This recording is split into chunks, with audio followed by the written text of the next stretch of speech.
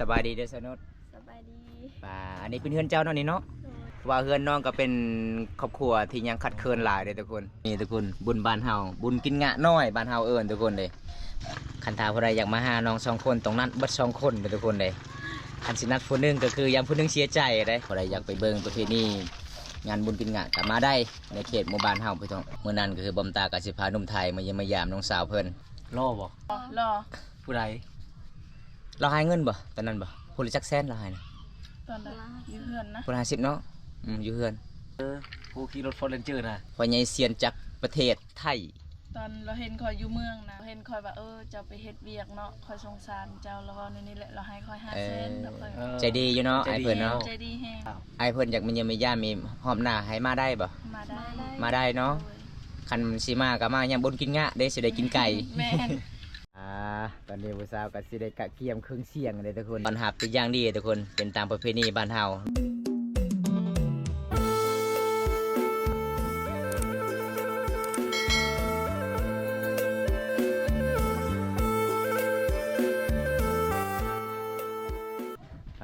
มื้อนี้มาเยี่ยมมายามน้องสาวเพิ่นคือเก่าเด้อทุกคนเป็นบุญบ้านเฮาเนาะสาวนุชสบายดีเด้อสาวนุช สบายดี อันนี้เป็นเฮือนเจ้าเนาะนี่เนาะ อันนี้เป็นเฮือนน้องทุกคนวันนี้มากับสาวลาคือเก่าว่าเฮือนน้องก็เป็นครอบครัวที่ยังคัดเคินหลายเลยทุกคน ก็คือเฮือนสาวลาเพิ่นก็กำลังสิแป้งใหม่เพราะว่าเพิ่นก็สิได้เงินไปเฮ็ดงานอยู่สวรรณเขตได้เงิน3 ล้านกีบแล้วก็ซื้อสังกะสีให้แม่ทุกคน ย่อเอาใหม่ได้พาเขา ไม่ยักนี่นะ ย่อให้บ้าบุตา ฮะแบ่งบ่ ข้าวต้ม ข้าวต้ม แบงโดยข้าวต้ม โดยแบ่งโดยข้าวต้มนี่ทุกคนบุญบ้านเฮาบุญกินงะน้อยบ้านเฮาเอิ้นทุกคนเลย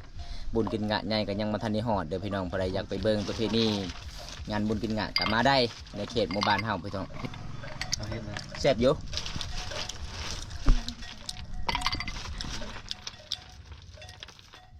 เวลามาบ้านน้องก็ต้องเอาน้ำหวานมายินเลยทุกคนน้ำหวานแซ่บๆเลยเป็นตามประเพณีของชาวลาวเด้อพี่น้องเอ้ยเป๊ปซี่เนาะนี่เนาะ คนละจอบ เป๊ปซี่แซ่บเป๊ปซี่อองใหม่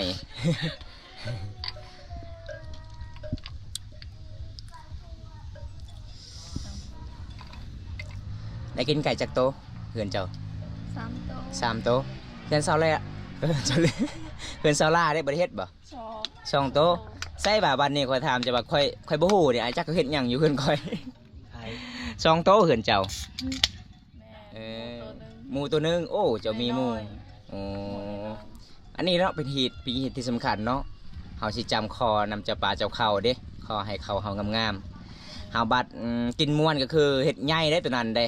หลังจากขูดข้าวให้สำเร็จตัวนั้นใหญ่อีกตัวนั้นแหละน้อยที่สุดอันนี้แหละคือใหญ่ที่สุดบ้านเฮาเอิ้นทุกคนแบบเฮาคอนำดินดอนปลูกหยังก็ให้กินได้หลาย เจ้าคือบอกให้พ่อเจ้าเว้าตอนจำนะเว้าให้ลูกให้ได้ลูกเคยไว้ ได้บอกขออยู่หันกะจักก็มันช่วย บางทีมันก็ใช้ได้อยู่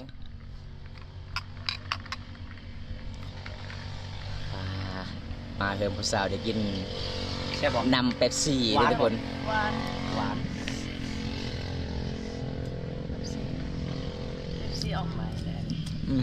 ฉีออกมา บอกให้ เยือนเจ้าก็ไม่แขกบ่เยือนเจ้า คือบอกให้เขาได้อยู่ไหนไม่ได้กินหรอ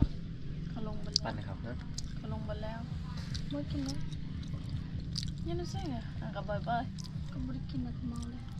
ก็ไม่เมา เมื่อกี้นี่เขาเห็นเรานอนเราจักเราชี้อย่างนอนอยู่แต่ตาเรารับอยู่เราชี้อยู่เลย ใคร คือเท่านอนอยู่ฮะนี่เราเมาเรา แล้วลงเลยเมื่อกี้นี่ ลงเลยบอก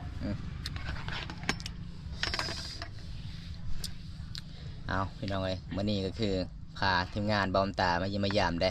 มื้อนั้นก็คือบอมตากับสิพาหนุ่มไทยมาเยี่ยมมายามน้องสาวเพิ่น นุ่มไทยมาหาเลย มาหาเลยเนาะ มาหาผู้ใด โอ้สุดยอดเลยหมดผู้สาวหลายๆคนเนาะมื้อนั้นเนาะม่วนเนาะ7 คน8 คน ดีชัยดินดีชัยลินนะ อยู่กันซาลาแล้ว ล่อบอก พรแล้ว รอ ผู้ใด เราให้เงินบ่ตอนนั้นบ่ผู้ละจักแสนเราให้นะ ตอนนั้นอยู่เพื่อนนะ ผู้ละ50เนาะอยู่เฮือน ผู้ใดผู้ขี่รถฟอร์เรนเจอร์นะ พ่อใหญ่เซียน พ่อใหญ่เซียนจากประเทศไทย ตอนเราเห็นคอยอยู่เมืองนะ เราก็ให้บ่ เราเห็นคอยว่าเจ้าไปเฮ็ดเวียกเนาะคอยสงสารเจ้าแล้วว่าในนี้แหละเราให้คอย5 เซนแล้วคอย ใจดีอยู่เนาะไอ้เพิ่นเนาะ ใจดีแฮง แม่นทุกคนไอ้เพิ่นก็ใจดีล่ะพี่น้องเอ้ย เราว่าคือบ่อยู่เฮือนคอยว่าคอยหาเฮ็ดเวียกคอยว่า บ่มีเงินต้องไปเฮ็ดงานเนาะ เราก็ให้คอย5 เซน บ่แม่นเจ้าขอน้ำลาบ่ บ่ได้ขอ เราใจดีเนาะ เรามีน้ำใจ เบิ่งลาวก็เป็นคนใจดีได้ แม่น เราเป็นคนท่องเที่ยว สมมุติว่าคันทาไอ้เพิ่นอยากมีเยี่ยมมีญาติมีหอมหน้าให้มาได้บ่ มาได้ มาได้เนาะ คันสิมาก็มายังบ่กินงะได้สิได้กินไก่ แม่นกินไก่ แต่ไอ้เพิ่นนี่บ่ได้กินน้ำเด้จันแก้วเอ้ยบ่กินน้ำคือเฮาเด้กินแต่น้ำเบียร์อย่างเดียวเด้ เราบ่กินน้ำเด้ คือว่านั่นน่ะ บ่มีน้ำก็ยาเรากินเบียร์นั่นแหละเราใส่ในจอก โอ้ นั่นในลาวได้ รถเราก็ขับเองบ่รู้มีผู้ขับรถให้เรา เราขับเอง ขับเอง แล้วก็มีอาหารอีกเนาะเราซื้อมาหลายๆเนาะแล้วแต่เฮามักเลยแล้วว่ามักตัวใด เห็นอยู่เวลาเราไปเที่ยวลาวแล้วเราโพสต์เราเนี่ยนะ ใจดีอยู่ ทางเราใช้ช่องทางช้ำทางบนในรถบ่ฮู้ว่ามีหยังโดอยู่หั่นน่ะทางกันกินทางอันนั้นแหละเนาะทางเครื่องดื่มเลยอยู่ในหัน แม่น คันเรามาสิว่าผู้สาว7 6คนเราก็ให้หมดนี่เงินเด้ เออ นั่นพอเท่าขึ้นเบิ่งก็เราก็ให้ เออ นั่นใจดีอยู่ใจดีอยู่ แต่ผู้บ่าวที่มาหาชาวโทวังใดนี่ชาวโทเอามาชาวคน ให้ เงิ เงิ น น ยังเลย เท่าไรเขาให้สโทรว่า10,000 กีบเขาให้ 3,000 ชาวบ้าน พาไปเที่ยวบ้านเสมอโอ้ยดอกเอ้ยคนที่ใจดีก็ใจดีเลยเนาะอันนี้กับบ่แม่นเฮาก็สิเว้าเรื่องพี่น้องเฮาจะพังถ่ายแต่คนเป็นเรื่องจริงพี่น้องบางคนใจดีก็คือเฮาบอกใจดี คนบ่ใจดีเฮาก็เว้าก็คือแบบนี้แหละพี่น้องเอ้ยต้องให้ฮู้นํกันมื้อนั้นคือบอมตาไปสะพานบุญให้ผู้ใหญ่ใจดีจากประเทศไทยเขาเจ้าให้ค่าน้ำมันรถ100 กีบบอมตากะบ่ป้าบ่เบา ตี100 บาท 100 บาทแต่บอมตากะสิได้ใส่เงินบอมตาอีกใส่น้ำมันรถก็คือบอมตากะสิเดินทางได้ทำบุญนำกัน แต่สุดท้ายผู้ใหญ่เฮินคลิปบอมตาอันใหญ่เพิ่นก็ติดต่ออีกมอบอีกพี่น้อง500 บาทเพิ่นบอกโอ้เห็นเจ้าก็คือเดินทางสู่ชีวิตอีหลีเลยทุกคน อันนี้เป็นเรื่องจริงเลยทุกคนเลยบอมตากะขอบคุณที่นึงพี่น้อง ก็คือหนทางมันสะดวก อืม โอ้ทวินให้100 100 หลังจากเจ้าโพสต์คลิปแล้วเห็น โอ้ เส้นทางเจ้าไปเลยตื้มอีก ระยะการเดินทางอีกปกติเฮาก็สิเว้าบ่ได้นี่แล้วแต่ผู้ใหญ่ใจดีให้ทุกคนเลย ให้ก็เอาบ่ให้คือแล้วเฮาเงินเฮาเองเฮ็ดบุญนำ แม่ กัน นให้คนใจดีรู้สึกว่าเฮาเดินทางลำบากเนาะเป็นห่วงเป็นใยก็500 1,000ก็ กินหวานก็ให้ทึกกันได้กินหวานก็มันบ่ทึกกันได้ บ่ทึกใจบ่ทึกบ่ข่อยสิกินข่อยนี่นะ ถือกระย่ำเสียบ แซ่บไปกินรถนี่ล่ะ เพิ่นกับผู้มัก เอาไว้เนาะ ตัวเด้งอ่ะเจ๊งเตงอ่ะเบียร์ มาละ แล้วแม่หมดได้ตัวของหมอนงัวใหญ่ลีวันนี้ป้า ไม่ใช่ เอ้าดองชาเนี่ยอายุ14 ปีลีน้อยลี ชาวบ่ชาวเนี่ยก็ ดองชาวฮาลา ชาวผู้เขายอกนะชาวเนี่ยก็ชาวพุทธชาวบ่ชาวพุทธ ไป ประมาณนั้นแหละแต่เบิ่งนี่ มันน้อยอีก น้อยอีก เออ มันพูดน้อยผู้เขาอันนั้นเฮือนตัวนั้นบ่ ไปได้ ขึ้นเฮือนตัวเราเคยขึ้นบ่ เดือนได้ ขึ้นเฮือนตัวตอน เขายอกได้ผู้นั้นเลย แน่นอนแหละ ผู้เขาว่าบ่ได้เป็นผู้ชาวชาวนะบ่ หน้ามนท่าน คนบ่ใช่เป็นผู้ชาวชาว บ้านได้ บ้านผู้ชี มันคือ อ่ะพูดแล้วนะโน เอาแล้วเอาเราไปกับสายแล้วว่ายาได้ไอ้ไอ้แม่เขาหาได้ยาได้ อย่าไปไกลกับคอยได้ไอ้แม่เขาหาได้ตอนเราไปกินงะกับบ่ใส่นะบ่ใส่ว่าบ่นะไอ้ไปดีนะ เดี๋ยวนี้เอาพัวแล้ว ไหวอีหลี ไว้นี่ ยังบ่ทันคนบ่ทันเป็นผู้ชาว ปูดสิดาสิดาคือปูด บ้านมามานาย ปน้องเมียนายจะcái mà nai chơi nai vậy เก้ mà có tục nhiều mà có tục cái dừng kẹt là mà คน chơi บ่ทันได้เป็นผู้ชาวพ่อพี่ลึกนะคนนะของคนโอ้ย phải em bật thẻ hàn bịt chỉประมาณba thiết anh ọt หันบิด hàn bịt en hàn kỳ bỏ หันกี้ จังเอามาใหญ่อยู่นี่ hàn cao y nè em mò mưa là nó ngoại trà giờ cao kỳ หั kì นเกากี ba thiết anh ọt trời thì kì bất cái giá lên phải là mày gây là mày เออ ơi không phải là cái nạc thạc về nó bỏ bài bưng cái giá เจอยังขัดเอามันนะ25 sao hả em mà xì นั่นแหละ chắc là này có mùi bờ hương không เออ nhung ยมก็ต้อง ยมไม่ต้อง จะบ่าวันนี้อีกขอลืมกระโตเขาว่าไปเอากระโตยืนคอยบ่มีน้ำมันรถบ่มีเงินจะใช้น้ำมันรถเอาแล้ว เจ้าบ่าว ไอ้แม่ให้เงิน50,000เก็บเอาใช้น้ำมันรถเมื่อซะไปเอากระโตหันมันสั่นกับเขาบ่ให้เข้ามีกระโตวันนี้นะครับปะอยู่หันแหละเขามาแต่3:30เขา7โมงย่างบ่มีกระโตเด้มันยากได้ประเพณีบ้านเฮาเด้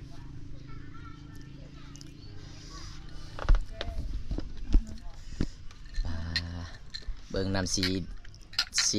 เหลืองๆนี่น่าสิแสบเลยทุกคนจะเป็นน้ำผึ้งเขาจะเอาใส่กับเป๊ปซี่มันแสบเป็นยังไงครั้งแรกบ่ได้กินน้ำผึ้งแบบนี้ ครับ อร่อยเนาะ แซ่บ หวานๆเค็มๆ มีน้ำตาลน้ำอ้อยอีกทุกคนเห็นบ่พี่น้องกินแล้วอร่อยเลยเป็นผู้สาวงามอีก2 คนบ่ได้อยากจีบก็มาจีบได้เด้อจักหน่อยบ่ทานอีกได้ปีหน้าได้ มาจ้องไว้โลดเพิ่นว่าขดอง30 ล้านมามันไว้โลด ตอนนี้ผู้สาวก็สิได้กะเกียมเครื่องเสียงเลยทุกคนเลย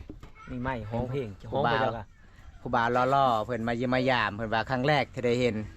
เพราะว่าปกติน้องก็เห็นคลิปเบาเกวไลเห็นแต่ในคลิปตัวจริงเพิ่นว่าล่อเลยทุกคน รอ9 เดือน ตอนนี้น้องๆสาวเพิ่นก็สิได้ตอนหับเป็นอย่างดีทุกคนเป็นตามประเพณีบ้านเฮาน้องก็สิเอาน้ำผึ้งแล้วก็ปนกับแบบสีขาวพี่น้องแล้วก็เลยมันเป็นสีเหลืองเลยทุกคนเลย แบบหมู่บ้านเฮากะแบบกินง่ายอยู่ง่ายพี่น้องเป็นบุญกินงะของชมพูบรูเลยพี่น้องเลย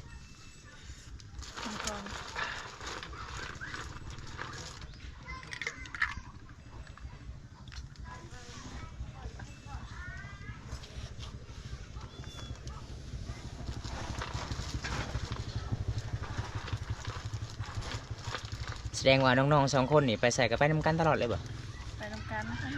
ไปเฮ็ดงานกับไปนำกัน เมื่อวานนี้ไปซ้อนลูกพวก กับไปนำกัน ไปนำกันอ่ะ โอ้ได้ไล่บ่ ได้ลาย โอ้ บอกอยู่ไปน้ำไม่หวานชลูฮู เนาะเฮาอันไปเสียดายอยู่ได้เจ้าบ่ได้ไป กบแล้วลูกเครียด เครียด เครียดเนาะกบโบยังมีรถแถวนี้เนาะโบราณคือแถวทุ่งเพียร คันถาผู้ใดอยากมาหาน้อง2 คนตรงนั้นเบิด2 คนเลยทุกคนเลยอันสินัดผู้หนึงก็คือยามผู้หนึงเสียใจเลยเพราะว่าเขาจะเป็นหมู่คู่เป็นพี่น้องกันทุกคนไปใส่ไปดำกันเวลานอนก็คือนอนห้องนอนเดียวกันเด้อพี่น้องอันนี้เป็นสาวลาวอายุ18 ปีเท่ากันเลยอันนี้คืออีเมเพื่อนน้องก็ยังเป็นครอบครัวที่ขาดเคินหลายเพื่อนสาวนุชก็จะเป็นหญ้าคาทุกคนเห็นบ่เป็นเพื่อนแบบโบราณมาเมื่อนี้น้องสาวเพื่อนก็สิเอาข้าวต้มให้กินอีกโอ้ยใจดีเลยพี่น้องเลย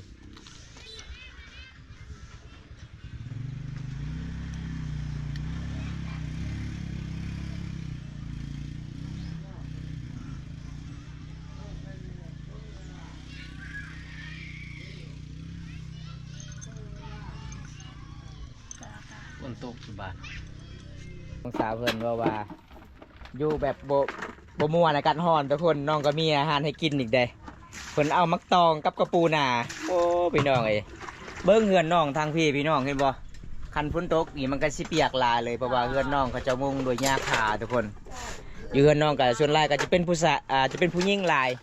ผู้ชายมีแต่1 คนพี่น้องแล้วก็อ้ายเพิ่น1 คนแล้วก็ไอ้พ่อเนี่ยกายตอนนั้นก็เป็นผู้หญิงหมดนี่คือแม่เพิ่นก็สิมีอาหารข้าวปุ้นโอ้ยพี่น้องอาหารบ้านเฮาเป็นดีละพี่น้องเจ้าเช็คยังสนุด มักต้อง ตำต้องใส่กับกระปูนาเนาะ โดย โอ้นี่เด้อทุกคนพอได้จะกินมักตองบ้านสาวลาวก็มาได้เด้อพี่น้องสาวลาวก็ใจดีได้เด้ จิตติเองเก่งมากก็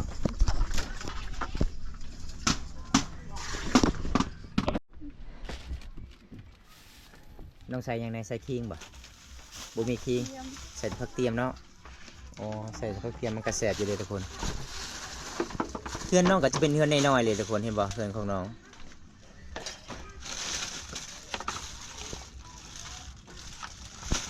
เพราะว่าเมื่อนี้กับทางสาวบ้านเฮาก็จะได้เฮ็ดบุญกินงะพี่น้องบุญกินงะน้อยคันสิแปลภาษาลาวกับบุญเปิดประตูเราเขาน้อยแต่ เขตชนบทหรือว่าเขตผู้ไทยมันก็คือเปิดประตูเราเข้าก็คือมีแต่เดือน12แล้วทุกคนเลยแต่บ้านเฮาก็คือปีหนึงก็มี2เถื่อพี่น้องจะกินข้าวอ่ะมีแขกขึ้นเฮือนเพิ่นว่าเอาเพิ่นก็สิได้ย่อพอข้าวไว้เด้อ เอาเด้อ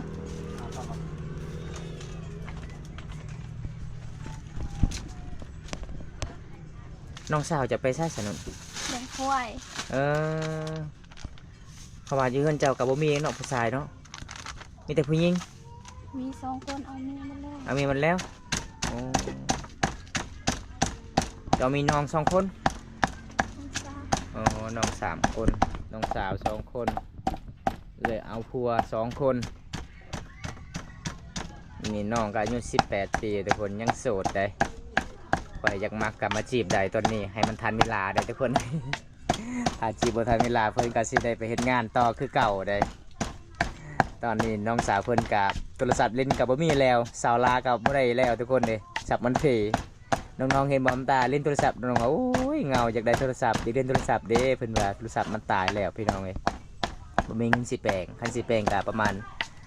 หน่วยละ500,000กีบ2 คนประมาณ1 ล้านกีบทุกคน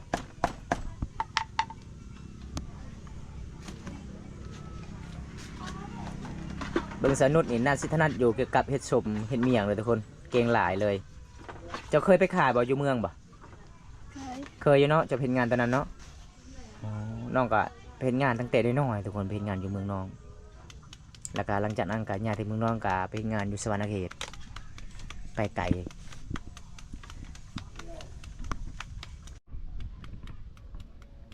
สาวลาไปใช้สาวนุชคือบ่เห็นแล้วเมื่อเลย บ่ไปขาย เราไปถ่าย Disconnected. เอายังอีกห้องนะ ตอนนี้เฮามายิ้มมายามอยู่เฮือนน้องว่าโอ้อยู่บ่ม่วนบ่มีของแก้มเพิ่นก็เอามักตอกนี่ทุกคน นี่ เพราะว่าน้องเฮ็ดบุญกินงะก็มีแต่ข้าวปุ้นไก่1 โตมันก็เบิดแล้วพี่น้องเพราะว่าเค้กมันหลายมาเฮือนมาศาลแล้วก็ยังมีแต่ข้าวต้มน้องใส่กับกะทิน้องก็เลยย่อให้กินทุกคน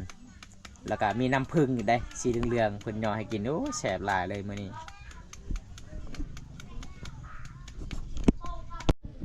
ใส่บ่ประเด็ก ไม่ยังอันนี้กระปู ตะปู โอ้ภาษาบรรเจ้าเอิ้นมาจังได้กระปู อาเรียก อาเรียงอาเรียงอาเจียงคือสากเลยทุกคน กระปูหนาน้องมีกระปูหนาน้องใส่กับมักตอง แล้วก็ใส่มะเขือไปฟอร์มมันเป็นที่น้องเคยตำมันก็แซ่บเลยทุกคนให้อ่อนๆเป็นสีอ่อนๆเลยไปสวรรค์ก็ได้กินบอกกระปูแบบนี้บ่ บ่ บ่มีเนาะ บ่มี เอาเพิ่นเห็นผู้สาวงามเพิ่นก็อยากจับ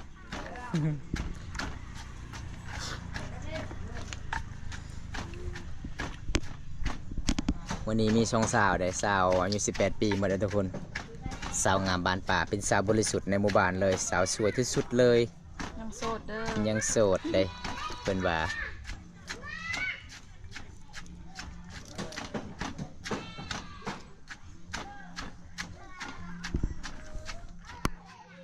ไปแม่ตะติจับไปได้มันจ้อง อ๋อนี่คือจะอ๋อเบี้ย เดินไป ป้าเบิ่งสิเพิ่นน่าจะแซ่บหลายเลย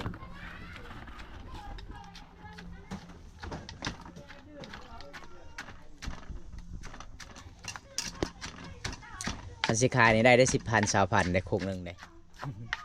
มักตองนี่หายากได้แซ่บอยู่ ซื้อยู่บ่ แซ่บอยู่เพราะว่าน้องๆต่างเพราะว่าเขาเจ้าเห็นก็คือน้ำลายสิออกเขาเจ้าก็สิซื้อซอยอยู่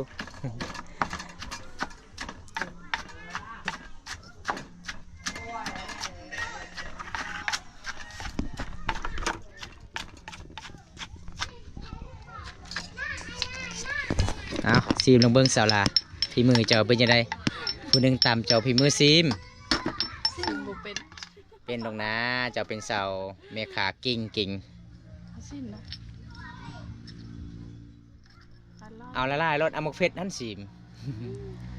พอดีป่ะ จาง จางเกลือใส่มาทงเลยทำมันจางนะ กินบ่ได้เนาะ ใส่ลายเสียบลายเขาเบาเห็นบ่ เบาแก้วอะไรนี่ใส่มักกินปิ้งนัวเด้บ่มักกินเกลือเด้ เนี่ย ปิ้งนัวเบัดถุงหนึงก็ได้ลาวนะ แห้งลายแห้งเชฟใส่เป็นหมูน้อยให้ไปใส่แทนไปตื้อบิ๊ก อืมเห็นแล้วน่าสิแซ่บหลายเด้อพี่น้องน้ำลายแตกเลย ว้าวโอ้ยแซ่บเด้อพี่น้องเอ้ยว่าได้อยากลองกินฝีมือสาวๆข้าวมังกรก็มาได้เด้อพี่น้องต้องเก็บมักตองมาจากประเทศไทยก่อนได้ บ้านเรามีมักตองแล้วนี่น้องก็จะได้ยอเลยทุกคนมาเอิญFCในเด้อผู้สาว มาเด้อกินส้มมังกร นี่จ่าสมมักตองภาษาบางกองปลายปัก เจ้า ต เห็น อง อะไรนี่นะใช่ปะแรก บ่ กินเดี๋ยวใช่ปะแรกนี่คอยกินบ่ได้นี่คอยกินบ่ได้นี่ เจ้ากินมาได้ปะเจ้าก็ลำยังกินปลาแดกบ่ได้นะฮะเป็นตุ่มลายผู้สาวมักเด้เบอร์ทุกคนโอ้ยอดบ่ไหว้แล้วพี่น้องเลยน้ำลายสิแตกแล้ว มาเด้อ เบิ่งเอาตอนใหญ่ๆโลดนี่เห็นบ่ใส่กระปูแซ่บหลาย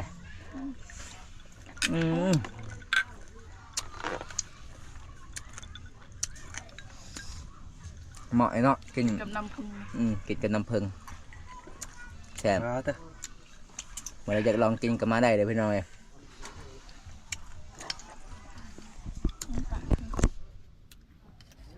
นั่นเบียร์ เบี้ยป่ะ คือnhà cho yêu yêu thật nhiều เด้อ bây giờ cho được rồi bà ไม่อยู่อ่ะก็ได้ซอยยัง nhà lấy cái cho ก็ได้ซอยจ้อยยัง nó kỳ bà bò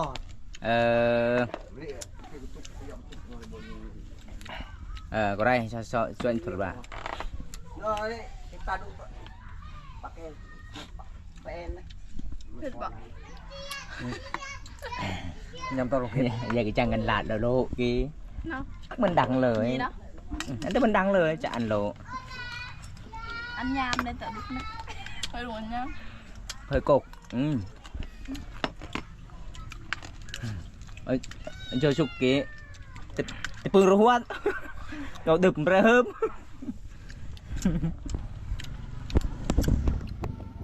sẹp